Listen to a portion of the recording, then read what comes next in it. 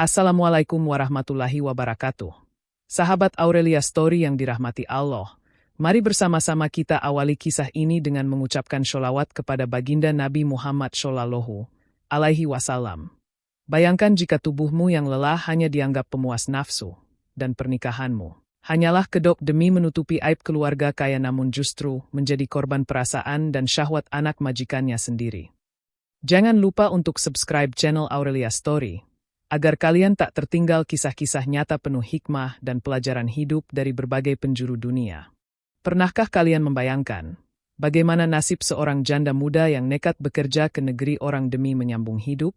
Lalu bagaimana jika justru anak majikan tempatnya bekerja, memaksanya untuk menikah, namun pernikahan itu hanya topeng belaka? Kenapa hal ini bisa terjadi? Dan bagaimana akhirnya nasib sang wanita? Mari kita mulai kisah nyata ini, yang diangkat dari pengakuan langsung seorang wanita asal Brebes, Jawa Tengah. Namanya Santi. Wajahnya cantik, tubuhnya semampai, dan tutur katanya lembut. Namun siapa sangka, di balik kelembutannya, tersimpan luka dan beban hidup yang sangat berat. Santi menikah muda di usia 19 tahun dengan seorang pria sopir angkot di kampungnya. Pernikahan mereka hanya bertahan 5 tahun. Suaminya yang dulu begitu manis di awal, perlahan berubah menjadi kasar, ringan tangan, dan gemar main perempuan. Saat anak semata wayangnya baru berusia 4 tahun, suaminya pergi begitu saja, meninggalkan hutang yang menumpuk dan luka yang dalam di hati Santi. Tak punya pilihan lain, Santi pun berjuang menghidupi diri dan anaknya dengan bekerja serabutan. Ia sempat berjualan gorengan, jadi tukang cuci, hingga menerima panggilan bersih-bersih rumah tetangga. Namun, semua itu hanya cukup untuk makan seadanya. Saat anaknya jatuh sakit dan butuh pengobatan mahal, Santi mulai goyah. Seorang temannya yang bekerja di Arab Saudi menghubunginya. "Santi, kalau kamu terus seperti ini, kapan hidupmu berubah? Di Riyadh, banyak keluarga kaya yang butuh pembantu rumah tangga. Gajinya besar. Kamu bisa kirim uang buat anakmu tiap bulan." Santi awalnya ragu. Tapi melihat anaknya yang terbaring lemah dan rumah kontrakan yang sudah menunggak 3 bulan, ia akhirnya memutuskan untuk mendaftar ke agen penyalur kerja. Setelah proses panjang, wawancara, pelatihan dasar, dan mengurus dokumen, akhirnya Santi diberangkatkan ke Riyadh, Arab Saudi. Tangisnya pecah di bandara saat melepas anak semata wayangnya, yang dititipkan ke adiknya. "Ibu pergi demi kamu, nak. Maafkan ibu." Ia peluk anaknya erat-erat, sebelum akhirnya masuk ke ruang keberangkatan, membawa harapan baru di negeri orang. Sesampainya di Riyadh, Santi ditempatkan di sebuah rumah besar milik seorang janda Arab bernama Fauzan. Seorang perempuan setengah baya yang terkenal tegas tapi sangat menjaga kehormatan keluarganya. Rumah itu megah, dengan halaman luas dan marmer yang dingin mengkilap di setiap lantai. Pekerjaan Santi cukup berat. Ia harus bangun sebelum subuh untuk menyiapkan sarapan, mencuci baju, membersihkan rumah, dan menyiapkan makan malam. Tapi ia tak pernah mengeluh. Bagi Santi, bekerja keras jauh lebih baik daripada menjadi beban di kampung halaman. Yang menjadi ganjalan hanyalah satu putra tunggal majikannya yang bernama Fauzan. Usianya baru 23 tahun, tinggi, tampan, dan jarang berbicara. Tapi ada satu hal yang selalu membuat Santi tak tenang tatapannya. Sejak pertama kali Fauzan melihat Santi, ada sesuatu dalam sorot matanya. Santi yang mengenakan gamis sederhana dan selalu berhijab rapi pun merasa risih. Bukan karena ia menggoda, tapi karena tatapan Fauzan seperti menyelami sesuatu yang tak pantas. Awalnya ia pikir itu hanya perasaannya saja. Tapi setelah beberapa minggu bekerja, Santi mulai menyadari bahwa Fauzan selalu pulang lebih awal sejak ia datang. Ia sering pura-pura masuk dapur saat Santi memasak, atau berdiri di tangga atas rumah, mengamati dari jauh saat Santi mengepel halaman. Puncaknya, suatu pagi saat Santi sedang menjemur pakaian di atap rumah, ia dikejutkan oleh suara langkah kaki. "Kamu dari Indonesia, kan?" Suara itu datang dari belakang. Santi membalikkan badan pelan, dan mendapati Fauzan berdiri tak jauh darinya. "Iya, Tuan," jawab Santi pelan. "Kenapa kamu jadi pembantu? Cantik begini." Santi menunduk. Ia tak ingin membalas. Tapi dalam hati ia bergumam, ini bukan pujian, ini sinyal bahaya. Hari itu, untuk pertama kalinya, Santi merasa ingin pulang. Tapi bagaimana mungkin? Ia baru saja tiba sebulan yang lalu. Uangnya belum cukup untuk membayar hutang. Dan anaknya masih membutuhkan biaya sekolah dan pengobatan. Ia harus kuat, setidaknya sampai kontrak 2 tahun ini selesai. Namun Santi belum tahu bahwa ini bukan sekadar tatapan iseng. Dalam waktu dekat, hidupnya akan berubah secara drastis. Anak majikannya akan memaksa menikahinya secara siri, dengan alasan yang sulit ditolak. Tapi yang lebih menyakitkan, Santi tidak akan pernah menjadi istri yang diakui, hanya simpanannya dalam diam. Dan malam itu, akan datang lebih cepat dari yang ia duga. Sejak percakapan singkat di atap rumah itu, perasaan Santi terhadap Fauzan tak lagi sama. Ia tak lagi merasa sekadar bekerja sebagai pembantu rumah tangga, tapi seolah-olah sedang diawasi dari balik bayangan. Tatapan Fauzan kini terasa semakin jelas, semakin berani, dan semakin tak mengenal waktu. Mulanya hanya sorot mata yang mengikuti langkahnya saat ia membawa baki teh ke ruang tamu. Lalu berlanjut pada gumaman-gumaman lirih setiap kali mereka berpapasan di lorong rumah. Hari ini kamu cantik sekali. Baju itu cocok dengan warna kulitmu. Aku suka kalau kamu pakai jilbab warna putih. Santi hanya bisa pura-pura tidak mendengar. Ia menunduk, terus berjalan, dan menghindari tatapan Fauzan. Namun bagaimana mungkin bisa menghindar dari seseorang yang tinggal di bawah atap yang sama? Suatu malam, saat Fauzan sedang menginap di rumah saudaranya selama 2 hari, rumah menjadi lebih sepi dari biasanya. Fauzan pulang lebih awal dari kampusnya. Ia duduk di ruang tamu, bermain ponsel, lalu menyetel musik pelan. Santi yang sedang menyapu lorong tengah rumah terhenti saat mendengar Fauzan memanggil. Santi, duduklah di sini sebentar. Santi menoleh, wajahnya ragu. Saya masih banyak kerjaan, Tuan. Namun Fauzan mengeraskan suaranya sedikit. Saya bilang duduk.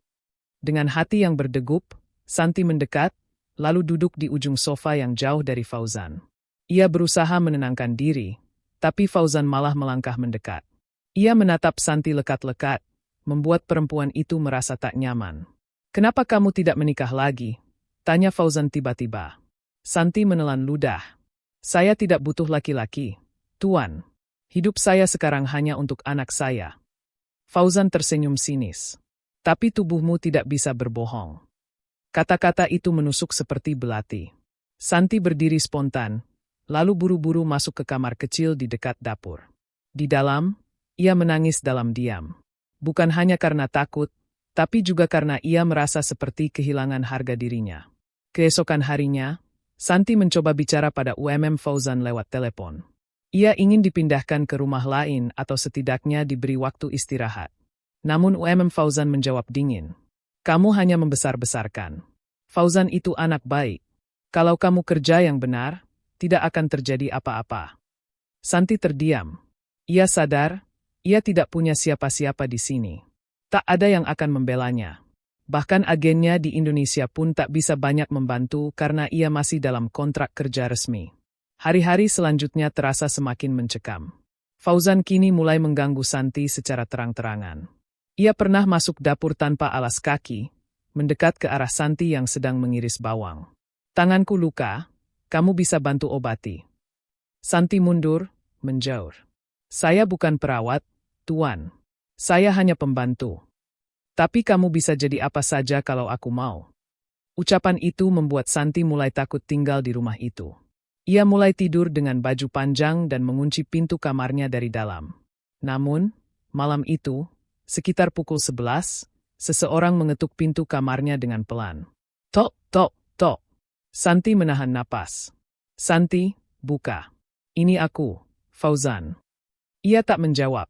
Tok, tok, tok. Aku tidak akan menyakitimu. Aku hanya ingin bicara. Santi tetap diam, menahan isak dan memeluk lututnya di sudut ruangan. Ia sadar, ini bukan lagi sekadar pekerjaan. Ini soal bertahan. Bertahan dari seseorang yang bisa saja memaksakan kehendaknya kapan saja, dan tak ada yang akan percaya pada pengakuannya. Dan benar saja, keesokan harinya, Santi dipanggil oleh Fauzan ke ruang kerja kecil di belakang rumah. Di sana, telah duduk seorang syekh tua berpakaian jubah putih. Apa maksudnya ini, Tuan? Tanya Santi dengan gemetar. Fauzan memandangnya datar. Kita akan menikah siri hari ini. Aku tak ingin menunggu lebih lama. Santi terkejut. Saya tidak siap. Saya tidak setuju. Kalau kamu menolak, aku akan pastikan kamu dikembalikan ke agen dengan tuduhan membangkang dan mencuri. Kamu akan dipulangkan tanpa uang, dan anakmu akan terlantar. Santi berdiri lemas. Pilihannya hanya dua, dipaksa menikah, atau kehilangan segalanya. Dengan air mata yang ditahan, ia duduk bersimpuh di hadapan Syekh tua itu. Dan pernikahan itu pun terjadi. Namun Santi belum tahu bahwa akad itu hanyalah permulaan dari penderitaan baru. Ia bukan istri untuk dicintai, tapi hanya simpanan dalam gelap yang tak boleh diketahui siapapun. Siang itu, langit Riyadh begitu terik. Udara gurun membakar dinding rumah dari batu gamping yang seolah ikut mendidihkan isi kepala Santi. Duduk bersimpuh di atas permadani kecil ruang kerja, tubuh Santi gemetar. Di hadapannya, duduk seorang syekh tua berwajah keriput, berjanggut putih bersih dan membawa mushaf kecil. Di sebelah kanan, berdiri Fauzan dengan pakaian serba putih. Wajahnya tenang, bahkan terlalu tenang untuk seseorang yang hendak menikah. Dan Santi, dengan gamis lusuh dan wajah pucat, tak mampu berkata-kata. Ia masih mencoba memahami bagaimana semua ini bisa terjadi begitu cepat. Bismillahirrahmanirrahim, suara Syekh mulai membuka dengan lantunan doa pendek, lalu menoleh pada Fauzan. Anta turid antaza wajha adzihil mar'ah. Naam, bidun syak, jawab Fauzan yakin. Santi hampir tak percaya dengan yang ia lihat.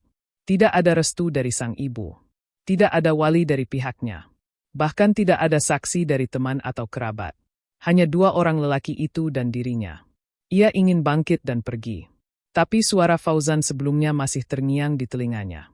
Kalau kamu menolak, aku bisa kirim kamu kembali ke Indonesia besok. Aku akan bilang kamu mencuri emas milik Ummi. Agen akan percaya aku. Kamu tidak akan punya pekerjaan. Anakmu akan kelaparan. Santi memejamkan mata. Di pikirannya terbayang wajah kecil anaknya yang sedang menunggu kiriman uang untuk sekolah. Ia menahan napas panjang, lalu mengangguk lemah. Saya terima nikahnya, Fauzan bin Khalid, dengan mahar yang telah disebutkan. Seketika Syekh mengangkat tangan. Barakallah, kalian telah sah sebagai suami istri secara syariat. Tapi di hati Santi, tidak ada rasa bahagia. Tidak ada senyum. Tidak ada rasa menjadi istri. Yang ada hanyalah kekosongan. Dan malam itu pun berubah menjadi malam pertama yang sepi, tanpa cinta, tanpa kasih. Hanya sebuah pernikahan yang dibungkus rasa takut dan ancaman. Setelah akad selesai, Fauzan membawa Santi ke sebuah apartemen kecil di pinggiran Riyadh. Tempat itu jauh dari rumah utama majikannya. Sebuah flat 2 kamar, dengan perabot seadanya dan aroma ruangan yang lama tak ditinggali. Kamu akan tinggal di sini mulai sekarang, kata Fauzan singkat. Tapi saya bekerja di rumah Ummi. Fauzan menoleh, menatap tajam. Mulai sekarang, kamu tidak perlu kerja di sana lagi. Kamu akan tinggal di sini. Dan aku akan datang, kapanpun aku ingin. Santi merasa jantungnya seperti berhenti berdetak. Ia berdiri mematung di tengah ruang sempit itu, tak tahu harus menjawab apa. Lalu Fauzan melemparkan sebuah kantong kain kecil ke atas kasur. Di dalam itu ada uang belanja sebulan. Jangan keluar rumah tanpa seizin aku. Dan jangan pernah angkat telepon dari siapapun, kecuali dariku. Setelah itu, Fauzan pergi begitu saja. Meninggalkan Santi sendirian di ruangan yang asing, di kota yang asing, dan dalam status yang menggantung. Istri, tapi tak pernah diperkenalkan. Dinikahi, tapi tak pernah diakui. Malam menjelang. Santi duduk di sudut kasur. Ia menggigil, bukan karena dingin tapi karena takut. Ia membuka mushaf kecil yang selalu ia bawa dari tanah air. Di balik sampulnya, terselip foto anaknya yang masih kecil, sedang tersenyum polos memeluk boneka lusuh. Nak, ibu menikah hari ini. Tapi bukan karena cinta. Ibu hanya ingin kamu tetap hidup. Tetap sekolah. Tetap sehat. Air matanya jatuh satu persatu. Ia mengusapnya pelan, lalu sujud di atas sajadah. Berdoa dalam lirih yang hanya didengar oleh langit Riyadh. Keesokan harinya, Santi mulai merasakan bagaimana menjadi istri rahasia. Tak ada panggilan sayang. Tak ada pelukan pagi. Tak ada perhatian. Yang datang hanya pesan pendek dari Fauzan. Aku akan datang malam ini. Siapkan makan malam dan baju bersih. Dan ketika Fauzan datang, tak ada yang ia bawa selain keinginan jasad. Ia mendekap Santi tanpa kata, lalu tidur. Pagi harinya ia pergi sebelum fajar, tanpa salam, tanpa pesan. Santi ingin menjerit. Tapi kepada siapa? Kepada keluarga di Indonesia? Mereka pikir ia hidup enak karena kini sudah menikah dengan orang Arab. Kepada Fauzan? Perempuan itu tak akan percaya dan hanya akan menganggapnya perebut anak orang. Hari demi hari, Santi menjalani peran barunya sebagai istri yang disembunyikan. Tak boleh keluar, tak boleh bicara dengan siapapun, dan tak boleh bertanya terlalu banyak. Namun jauh di dalam dirinya, Santi tahu, ini bukan rumah. Ini bukan pernikahan. Ini adalah penjara halus yang dibungkus oleh nama akad. Dan ia mulai bertanya pada dirinya sendiri, sampai kapan ia harus diam? Langit Riyadh malam itu begitu hening. Tak ada suara kendaraan. Tak ada tawa keluarga dari balik jendela rumah tetangga. Di dalam sebuah apartemen kecil di pinggiran kota, Santi duduk terpaku di atas kasur tipis yang baru beberapa hari lalu dibelikan Fauzan. Lampu remang menyala, kipas tua di langit-langit berputar lambat, seolah menyuarakan sepi yang menyesakkan. Sudah 4 hari sejak akad nikah siri itu berlangsung.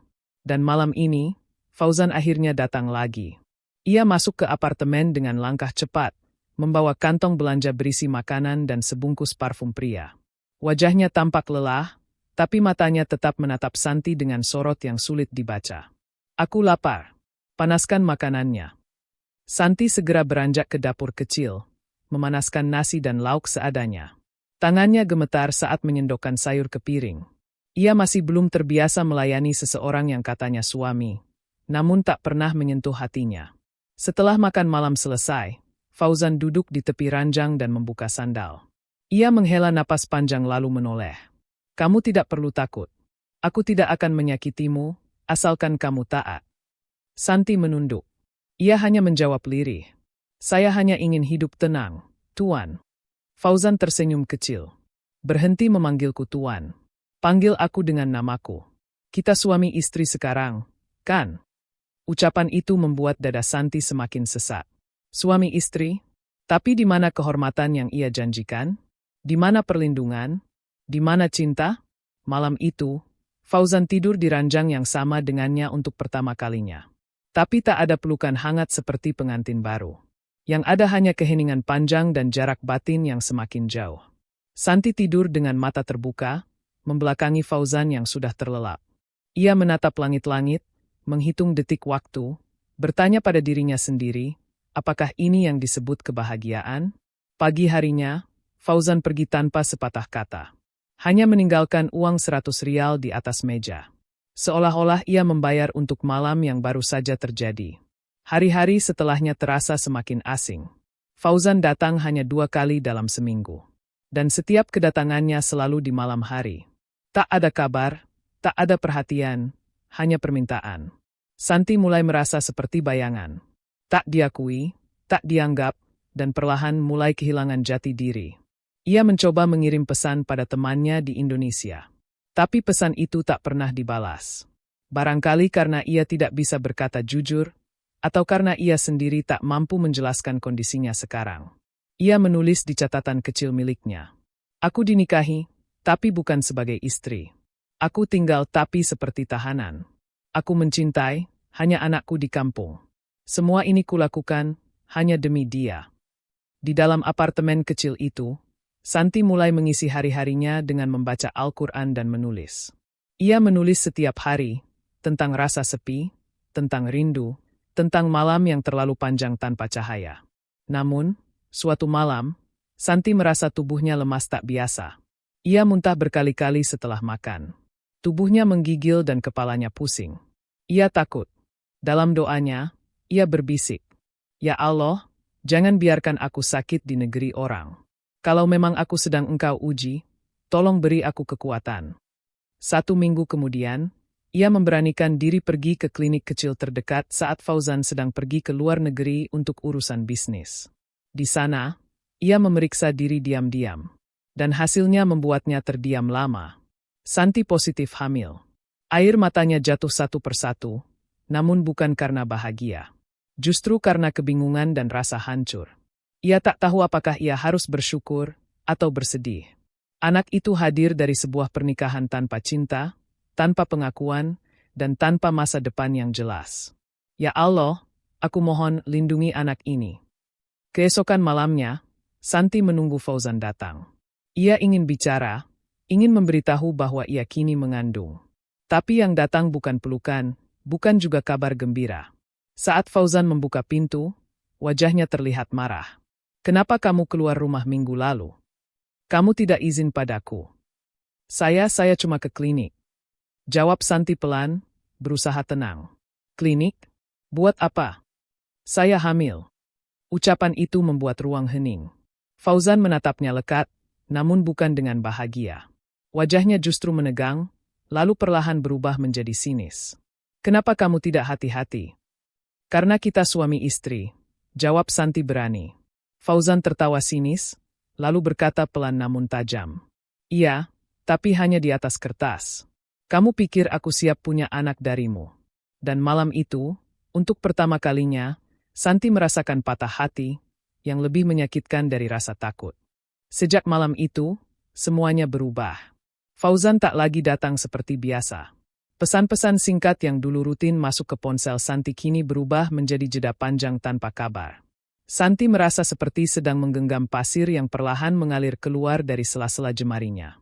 Ia ditinggal, dalam kondisi mengandung, tanpa kepastian. Hari-hari di apartemen kecil itu menjadi semakin sunyi. Tak ada suara langkah, tak ada ketukan pintu, tak ada suara Fauzan yang menyuruh memanaskan makanan. Santi duduk sendirian, memandangi kalender yang mulai usang di dinding, menghitung usia kehamilannya dengan jari. Setiap malam ia berbicara pada calon bayi dalam kandungannya. Nak, kamu harus kuat, ya. Meskipun ayahmu tidak menginginkan kamu, tapi ibu akan melindungi kamu. Ibu akan berjuang sampai akhir. Namun di dalam dirinya, ada gejolak yang terus bertanya. Apa sebenarnya posisinya dalam hidup Fauzan? Apakah ia dicintai? Ataukah hanya dimiliki sesaat? 2 minggu kemudian, Fauzan datang. Wajahnya kusut, langkahnya berat. Santi membuka pintu dengan tangan gemetar. Tapi bukan pelukan atau kabar baik yang ia terima. Yang datang justru sebuah pengumuman dingin yang mengubah hidupnya lagi. Aku akan menikah. Santi membeku. Dengan siapa? Dengan pilihan Umi. Gadis dari keluarga terpandang. Kami akan bertunangan bulan depan. Santi tak bisa berkata-kata. Hatinya seperti ditusuk ribuan duri dalam waktu bersamaan. Lalu aku ini apa? Aku mengandung anakmu, Fauzan. Kamu menikahi aku, kamu janji akan melindungi aku. Fauzan menunduk sejenak, lalu menghela napas. Kita tidak bisa melanjutkan ini, Santi. Aku tak pernah benar-benar berniat membawa kamu ke dalam hidupku. Aku hanya ingin kamu jadi milikku sesaat. Jadi aku hanya pelarian, hanya simpanan. Fauzan diam. Lalu tanpa perasaan, ia mengeluarkan sebuah amplop berisi uang. Gunakan ini untuk biaya persalinanmu. Setelah itu, kita tidak perlu lagi saling menghubungi. Aku akan urus agar kamu bisa kembali ke Indonesia dengan aman. Tapi jangan pernah mengaku bahwa kamu istriku. Tidak di hadapan siapapun. Santi mengambil amplop itu. Menatapnya. Lalu meremasnya perlahan. Aku bukan barang, Fauzan. Aku manusia. Aku wanita yang kamu nikahi. Dan anak ini bukan aib. Tapi anugerah dari Allah. Fauzan tak menjawab. Ia mengambil jaketnya, berjalan keluar dari pintu, dan tak pernah kembali. Santi hancur. Seluruh kekuatan yang selama ini ia bangun seakan runtuh dalam satu malam. Ia menyendiri, menangis, lalu akhirnya bersujud panjang di atas sajadahnya. Di tengah keputusasaan, ia menemukan satu-satunya pegangan yang tersisa, Allah. Ya Allah, jangan biarkan aku kehilangan akal. Jangan biarkan aku menyalahkan takdir MU. Aku ridho. Aku ikhlas. Tapi tolong bimbing aku untuk kuat. Hari-hari selanjutnya diisi Santi dengan ketegaran.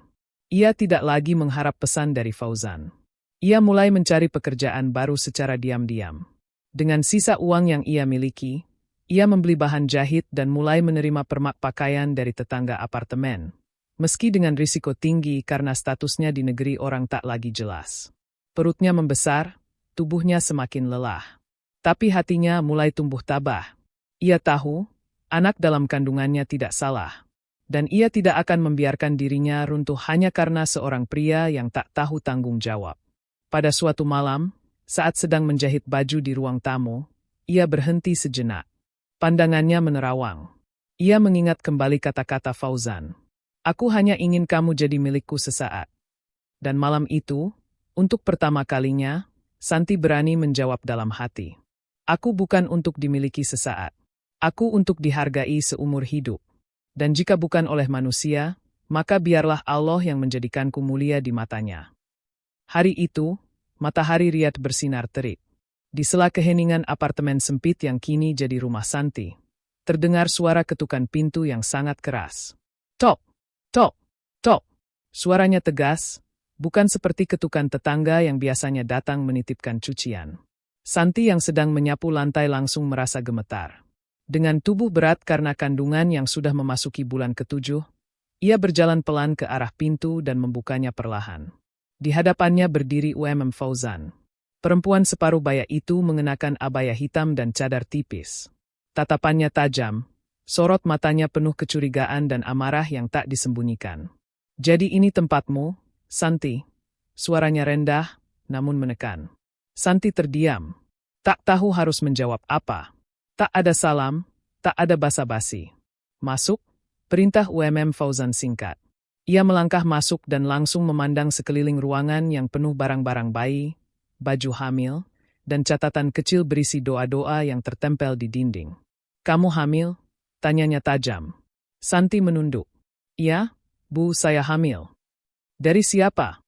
Dari Fauzan. Suasana menjadi sunyi mendadak. Wajah Fauzan berubah. Rahangnya mengeras. Matanya membelalak. Apa kamu bilang? Dari Fauzan. Santi hanya menunduk dalam, menahan air mata yang tak kuasa lagi tertahan. Suara Fauzan semakin tinggi, hampir seperti meledak. Kamu wanita licik. Kamu rayu anakku, lalu pura-pura polos. Kamu pikir dengan hamil, kamu bisa masuk ke dalam keluargaku. Saya tidak merayu siapapun, Bu. Fauzan yang memaksa menikah siri. Syekh yang menikahkan kami bisa menjadi saksi. Menikah siri. Astagfirullah. Ya Allah, kenapa anakku bisa sebodoh itu? Fauzan terduduk di sofa usang. Ia mengusap wajahnya, berusaha menenangkan diri. Tapi kemarahannya belum reda. Kamu tahu apa akibatnya kalau kabar ini tersebar? Nama keluarga kami bisa hancur. Anak itu tunangan seorang gadis dari keluarga terhormat. Apa kamu tidak tahu malu, Santi? Santi mengangkat wajahnya perlahan, menatap Fauzan dengan mata sembab tapi penuh ketegaran. Saya tidak malu dengan anak ini, Bu. Karena dia bukan hasil perzinaan. Saya dinikahi. Saya dijanjikan perlindungan. Tapi yang saya dapat hanya diasingkan, disembunyikan, dan sekarang dibuang. Wajah Fauzan perlahan berubah. Dari amarah menjadi keterkejutan. Seolah baru menyadari bahwa wanita di hadapannya ini tak lagi lemah seperti dulu. Santi kini bukan hanya pembantu rumah tangga yang dibungkam. Kamu mau apa sekarang? Menuntut harta? Menuntut pengakuan? Tanya Fauzan dengan suara menurun, tapi tetap dingin. Santi menggeleng pelan. Saya tidak menuntut apa-apa. Saya hanya ingin melahirkan anak saya dengan selamat. Saya tidak ingin anak ini tumbuh dengan kebohongan. Tapi saya juga tidak akan memohon di hadapan orang yang tidak pernah melihat saya sebagai manusia. Sunyi kembali mengisi ruangan itu. Tak ada lagi teriakan. Tak ada lagi ancaman. Hanya napas berat dari dua perempuan yang sama-sama terluka oleh keputusan seorang lelaki. Setelah beberapa menit, Fauzan berdiri. Ia membuka dompetnya, meletakkan segepok uang di atas meja kecil. Gunakan ini untuk biaya persalinan. Aku akan pastikan kamu bisa kembali ke Indonesia tanpa masalah hukum. Tapi kamu tidak akan pernah bertemu Fauzan lagi. Jangan pernah menghubunginya, dan jangan pernah membawa anak ini kembali ke negeri ini. Santi menatap uang itu lama.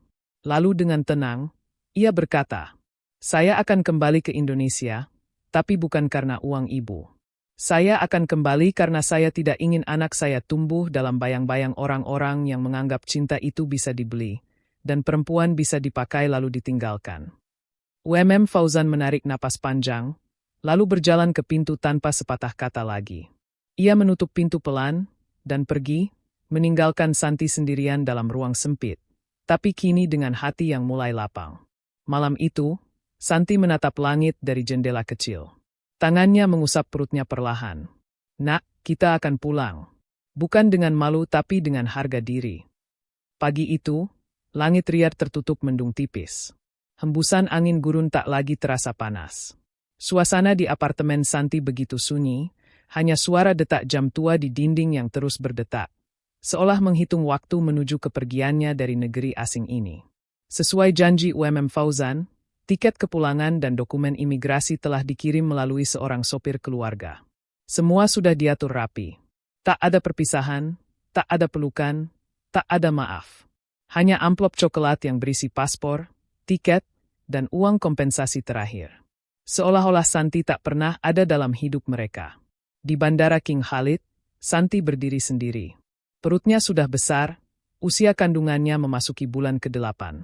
Ia membawa satu koper kecil, selembar baju gamis panjang, dan secarik kertas doa yang ia tulis sendiri semalam. Ya Allah, Engkau Maha melihat semua luka yang tak terlihat manusia. Jangan biarkan anak ini tumbuh dengan dendam. Jadikan ia anak yang kuat, yang tahu betapa berat perjuangan seorang ibu. Aku titipkan dia dalam penjagaan MU. Saat pesawat lepas landas, Santi tak menoleh ke belakang. Ia tak ingin mengingat kota yang telah memberinya luka begitu dalam. Namun, di dalam hatinya, ia membawa sebuah pelajaran hidup yang tak akan pernah ia lupakan. Sesampainya di Indonesia, Santi disambut oleh adiknya dan anak semata wayangnya yang dulu ia tinggalkan. Mereka memeluk erat, menangis bersama dalam pelukan yang penuh rindu dan luka. Ibu, perut ibu kenapa besar? Tanya si kecil dengan polosnya. Santi mengusap kepala anaknya, tersenyum penuh haru. Itu adikmu, nak. Hadiah dari Allah untuk kita. Hari-hari di kampung tidak mudah. Santi harus memulai semuanya dari nol. Nama baiknya sempat digunjing tetangga, terutama ketika orang-orang tahu ia pulang dalam keadaan hamil. Tapi Santi tak peduli. Ia lebih memilih diam dan tetap fokus membangun hidupnya kembali. Dengan modal kecil yang ia bawa, ia membuka usaha menjahit di rumah. Ia juga mulai mengajar mengaji anak-anak kecil di sore hari. Lambat laun, warga mulai menghargainya kembali. Mereka melihat bagaimana Santi mendidik anaknya dengan lembut dan bagaimana ia tetap menjaga kehormatannya meski dicaci dan dijauhi. 8 minggu setelah kepulangannya, Santi melahirkan seorang anak laki-laki di bidan desa. Bayi itu sehat, berkulit putih bersih, dengan mata tajam yang mengingatkan Santi pada satu sosok masa lalunya. Tapi saat ia menggendong anak itu untuk pertama kalinya, tak ada dendam di hatinya. Hanya ada cinta dan doa. Kamu tidak akan jadi rahasia. Kamu akan tumbuh sebagai cahaya. Ibu berjanji akan membesarkanmu dengan penuh cinta. Tanpa dusta. Tanpa ketakutan. Beberapa tahun kemudian, Santi dikenal sebagai guru mengaji dan penjahit terbaik di desanya. Anak-anaknya tumbuh sehat dan cerdas. Ia hidup sederhana, tapi damai. Tak pernah lagi menerima kabar dari Fauzan, juga tak ingin tahu bagaimana hidup pria itu kini. Ia hanya percaya satu hal, bahwa Allah tidak pernah tidur. Semua yang dulu menyakitinya, telah menjadi jalan bagi kemuliaan yang ia raih sekarang. Ia bukan lagi wanita yang pernah dijadikan simpanan. Ia adalah ibu yang dimuliakan Allah lewat kesabaran dan keberanian. Di suatu senja yang tenang, saat Santi duduk di beranda rumah sambil menjahit baju pesanan, anak bungsunya menghampiri. Ibu, kalau aku besar nanti, bolehkah aku pergi ke Arab mencari ayahku? Santi terdiam, lalu menatap langit yang mulai berubah jingga. Tidak perlu, nak. Cukuplah kamu mengenal Allah sebagai pelindungmu. Itu sudah lebih dari cukup. Dan angin sore pun berembus pelan, membawa pergi segala kepedihan yang dulu pernah menyesakkan dada. Kini, yang tersisa hanya doa, harapan, dan cinta yang tak bersyarat dari seorang ibu yang telah dikhianati, namun tak pernah kehilangan kehormatan. Kisah ini mengajarkan kepada kita bahwa tidak semua cinta datang dengan niat yang tulus. Ada cinta yang berbalut nafsu. Ada janji yang hanya manis di awal, namun menyakitkan di akhir. Seorang wanita, terutama yang hidup sendiri di negeri orang, perlu memiliki keteguhan hati, keberanian, dan kesadaran diri untuk menjaga kehormatan serta keselamatan.